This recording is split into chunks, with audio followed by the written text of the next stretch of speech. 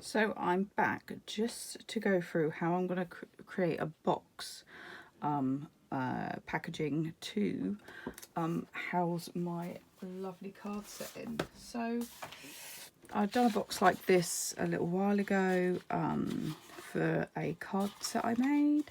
I think that's brilliant, but I wanted to make it a little bit more stable and a bit bigger because this one was for like 3 cards one side and envelopes the other, so you know, so that doesn't quite fit our description for this one because we've got 8 cards and 8 envelopes. So I needed to make this idea again, but a little bit bigger. But I like this, but I also wanted to create a top.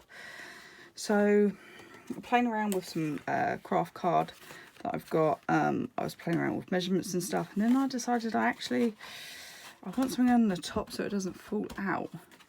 So kind of for my recycled element, I was like, so I really wanted to use something I really wanted to use a recycled element in my packaging for this piece. So I kind of had to think about, and was going to use an old cereal box. But actually I found the cereal boxes I've got aren't even A4 size, and actually for this I need the width of A4, and to make it with an extra bit I need it even bigger. So I had a little think. Like many of you, I've got lots of packs of the 12 by 12 cardstocks from various different companies, and some of them come with like a supporting sheet. This is one from Stampin' Up. It's a good quality bit of cardstock. And I've got these ones as well, this kind of dirty brown, which are from Relative History. So my cardstock comes like prepped in something to keep it safe. Actually, this I don't use. So this we can use to create our box because it's big enough for me to do all the measurements I want. So we're going to use this, and then we're going to cover it afterwards to make it pretty because we don't want any of this rubbish, do we? So you have to bear with me on my measurements. I think I've worked it out right, but you just never know. So I'm going to cut. I'm cutting in centimetres, so sorry for the Americans. It's just easier for me to work out that way. So I'm going to do 29 centimetres.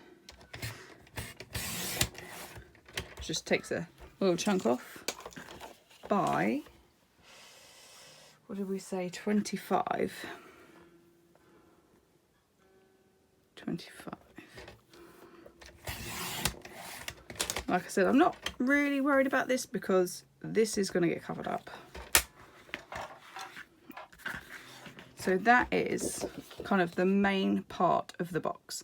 Now we're going to score it, and we're going to score it at, scoring at 12 and a half centimetres, then at 16 and a half centimetres, which is right on that little bendy bit, which is a little annoying. Okay, now I flip it. It does not look right. Oh yes it does.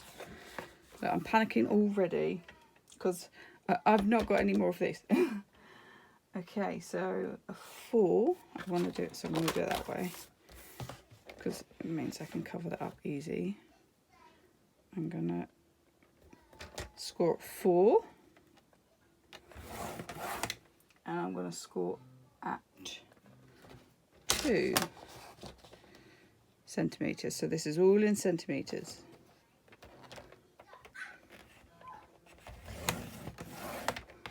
Okay, so that is the main body and part of this box, but I also need to score the top part as well, of course. So this is what I was getting myself in a flap about.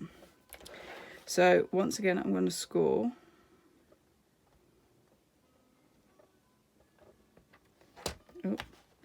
at the 2,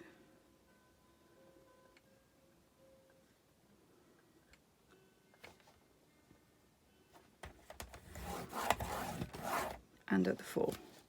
The reason I'm getting in a flap is because I've not had big enough cardstock until thinking about this, about getting it right. So let's just double check. Yes, perfect. I'm happy. So now I just need to make some little marks, and then we're going to use our scissors to snip in. So I'm going to measure in 7 centimeters in. And I'm just going to, you can either draw it with a pen, make a little cut, put a little notch there, and one this end. And then I'm just going to flip it around, and I'm going to do the same again. So 7 centimeter mark, notch in there, notch in there. Okay, so where we've made these notches, oh, I've done that wrong, because that's not where I want to put my notches. Scrap that. I'm supposed to do, is it 3 centimeters in? Yeah, so sorry, I knew I'd do it wrong. So it's 9.5 it should be. At the 9.5 mark, and the 19.5 point mark.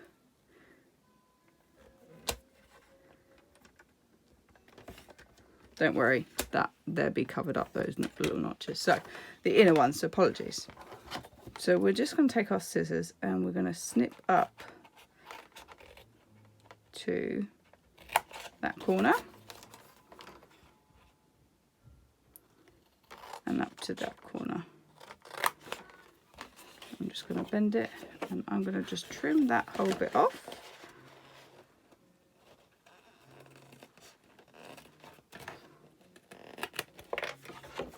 One, and I'm going to do the same to the top.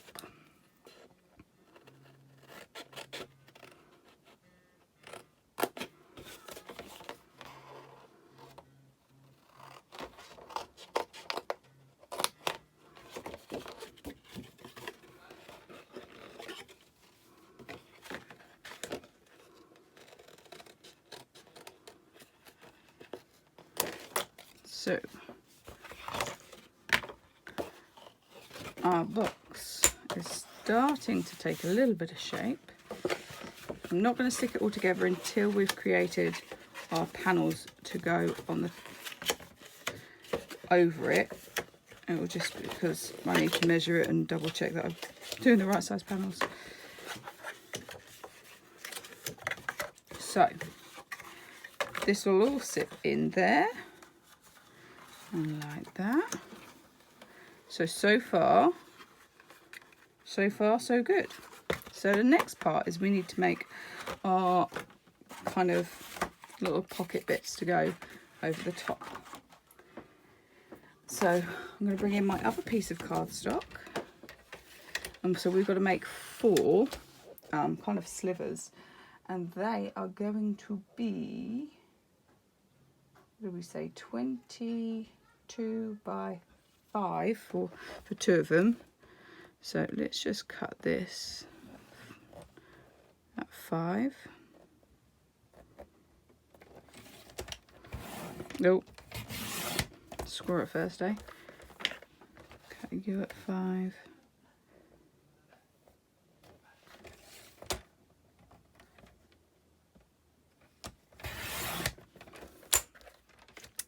And then we wanted 4, so 2 cut at 4 centimeters.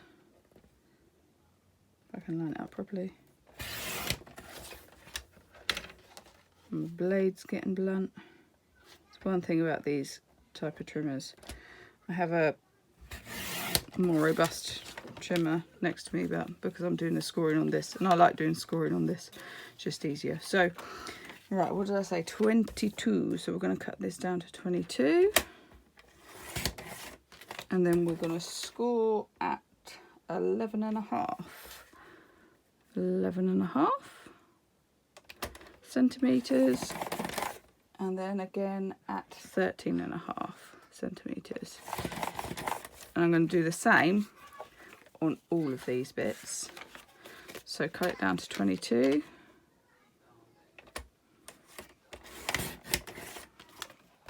Score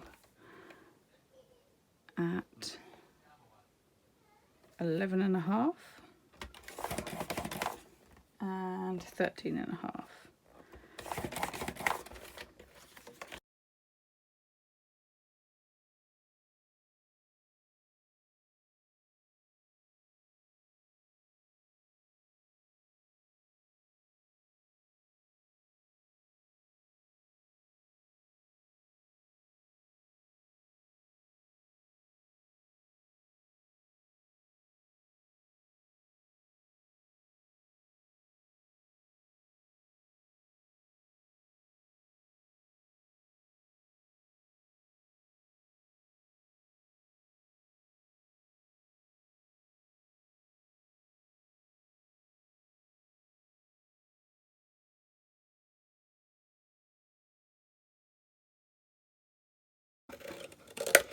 We're okay.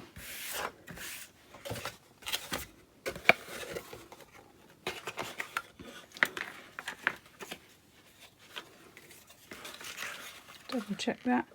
Perfect. And perfect. So I am chuffed with that. So that is all the parts to my box that I need.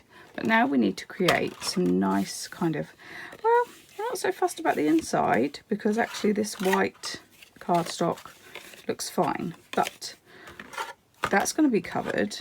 That's not. So I'm going to need to cover that because you don't want to see that, do you? No, you don't.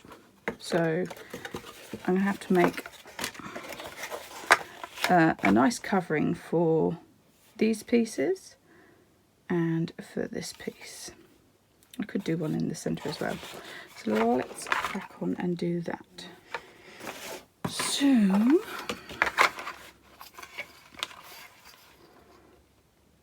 that space is 12.5. So I'm going to cut 12 centimetres by 16.5. Let's see how that looks.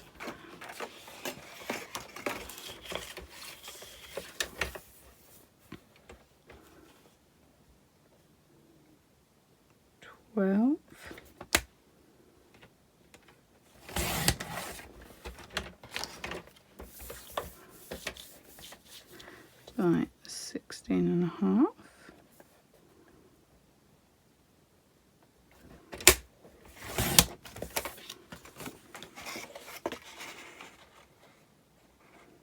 Yep, that fits nice.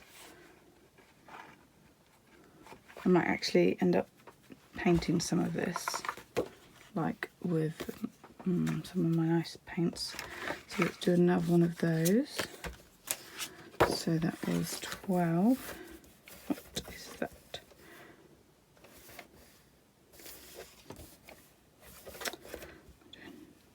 That is almost 16.5, so we'll do 16.5 that way.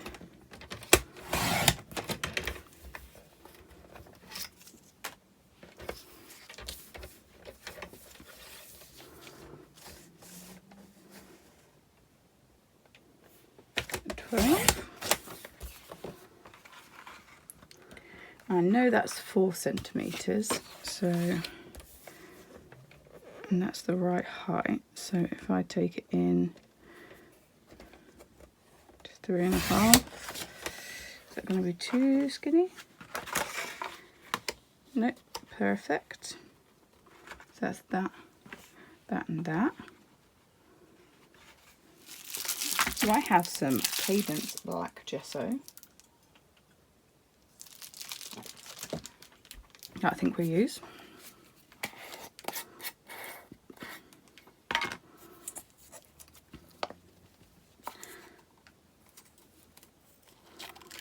Because black always frames everything really nicely. Now I'm going to do my best to not get any on the inside of it and only on the outside. And to be fair, I don't need to do the centre portion, just really need to do the ends. If it covers nicely, I won't need to use any cardstock there. I need to do like what would be the border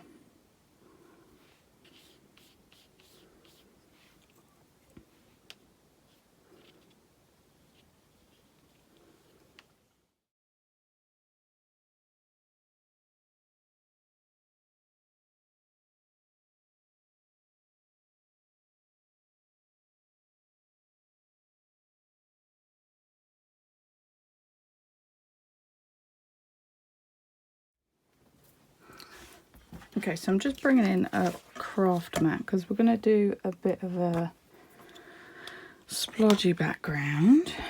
So I'm going to add, I should have probably done it in the right colour orders, but I'm going to add my colours to the mat.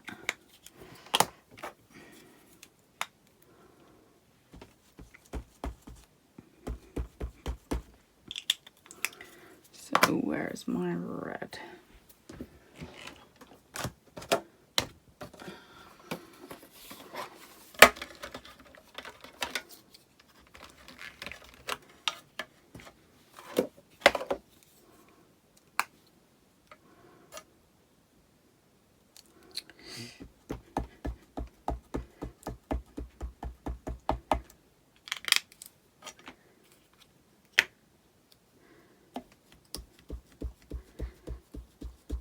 What I'm missing is my yellow.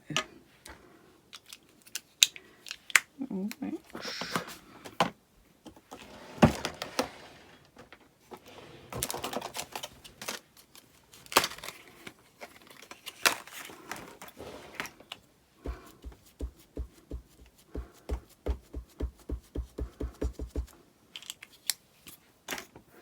So I'm going to do the pounce technique.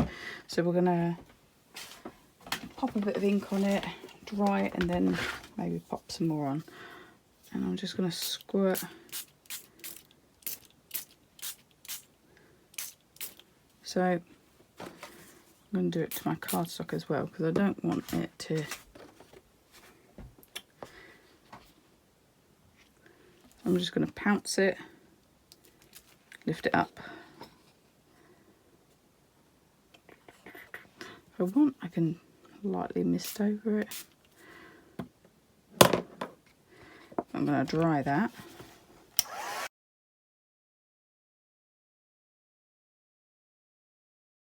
It's mainly dry. Now, I'm not really liking the colours of the better, so I'm just going to pounce it back in a couple of places. So, a bit more green there.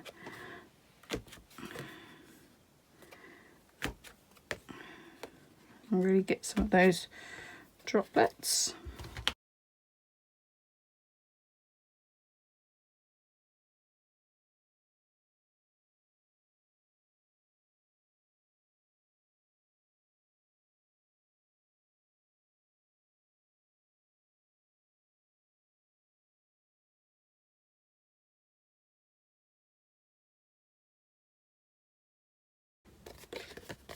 There we go. So I'm just going to let that finish drying, and then that will be one piece ready to go on our splodge. So that's going to be the back one, and then for the front one it's going to be a little bit more organised. Is that the word I want to use? Maybe. The reason I used a craft mat instead of my glass mat is actually if you're using a craft mat, you spray onto it, you get more droplets. Whereas if I was using it, squidging onto my mat, it just kind of wicks out. So the craft mat kind of keeps it more separated instead of the colours all bleeding together. It's quite handy little hint to know. Okay, so this is dry. I'm going to start popping this together. So I went ahead and I made this nice kind of piece, and we're going to have like maybe a sentiment or something written on it.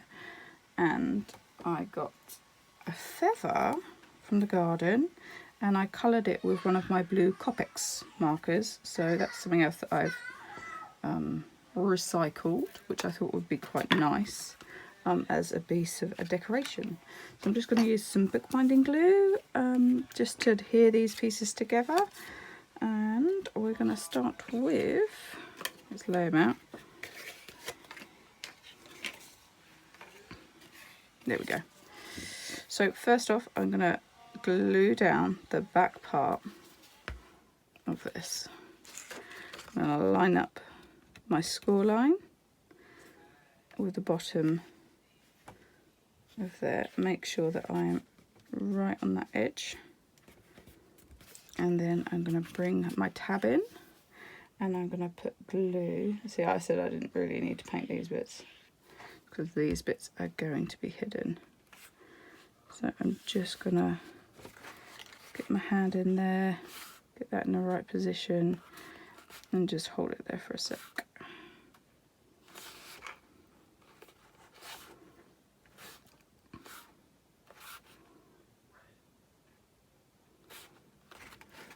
Okay, that's one side.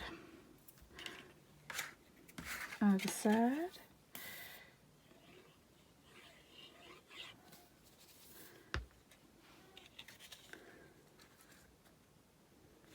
So once again, lining up on this score line and this score line with the edge.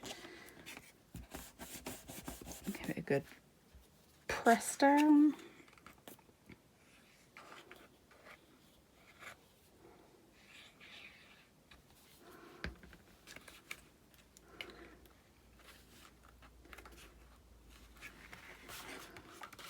These two ends to meet up.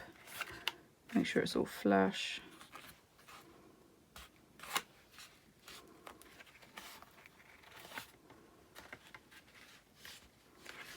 Rubbed off a bit of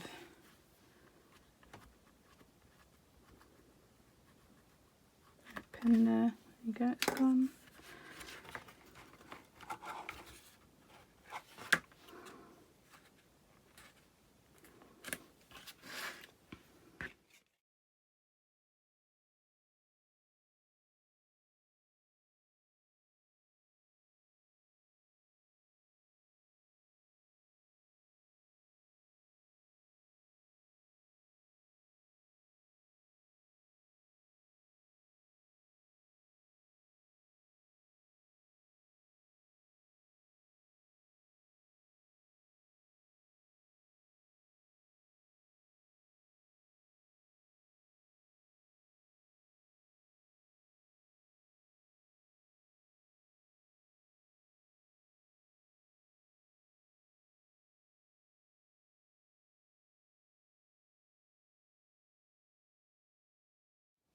So that is our box. Fits quite nicely together. Now we need to make just the outside, and I'm gonna bring in a nice ribbon. I think I'll go for this blue. This is Knife Navy from Stampin' Up, but it's just a really nice kind of crinkled, and it goes with the feather too. So I'm gonna cut off 2 bits to stick down underneath our panels. So I don't know, that'll probably be plenty, but it's better to have too much than too little.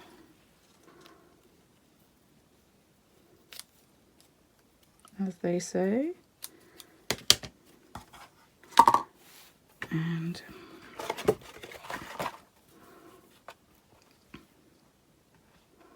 could have actually just let it go all the way around. That'd have been quite nice. So I'm just going to put a line of glue. You could use red liner tape to adhere this. I'll stick to my liquid glue. There's one. Oops, a daisy.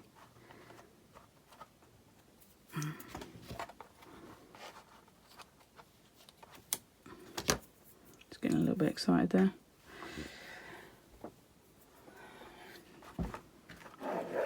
When we bring it together, we should meet up to tie up. Lovely. Now, first part.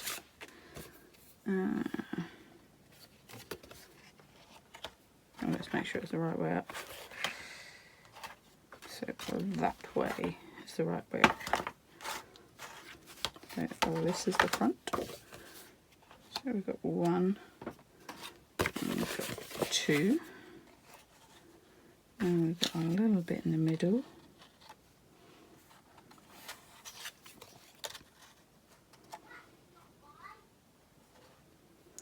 So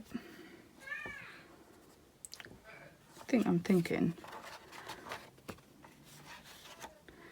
clip the light one. Oh, where?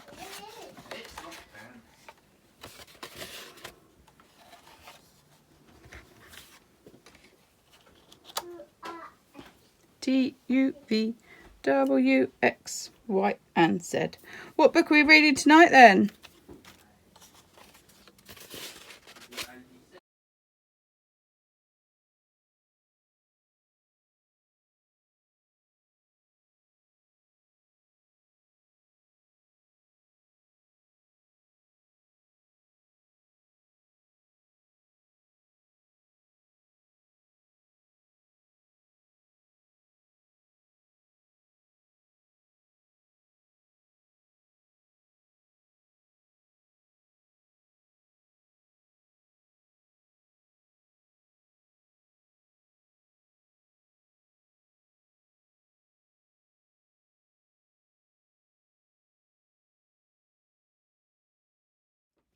So the box is all now stuck together, and to finish it off I've just added one of these framelit dies of this like stitch detail.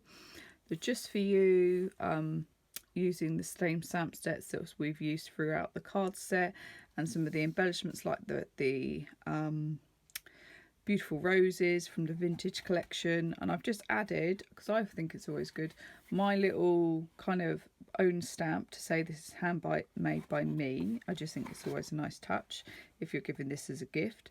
And then I've used some of the acrylic drops just to kind of do like drops of water across it. And this feather here is a feather that me and my son picked up on one of our walks, and I've coloured it with one of my blue Copex markers. But it was just a normal pigeon feather that we found on the floor. But I thought that was a nice way to kind of recycle something else. So let's pop our cards in. So we've got our full set of cards, and we've got the women's, or the feminine cards, should I say, on one side, and the masculine cards that fit on the other side. And then we can pop it together, tie a nice little bow, and then that can sit on a bookshelf. It can be given as a gift. It could be just where you keep your own cards, but I thought it was a really nice way to package these for this project. So anyway, I hope you've enjoyed doing this project with me. We've been through various stages, and I hope you've picked up some skills and just enjoyed it. Leave me some comments, let me know what you think. Otherwise, please subscribe to my channel and all those lovely things, and leave us a comment, and I'll speak to you all soon. So take care from me. This is Kelly at Crafty Kellys at www.craftykelly.co.uk. Have a great day now. Bye.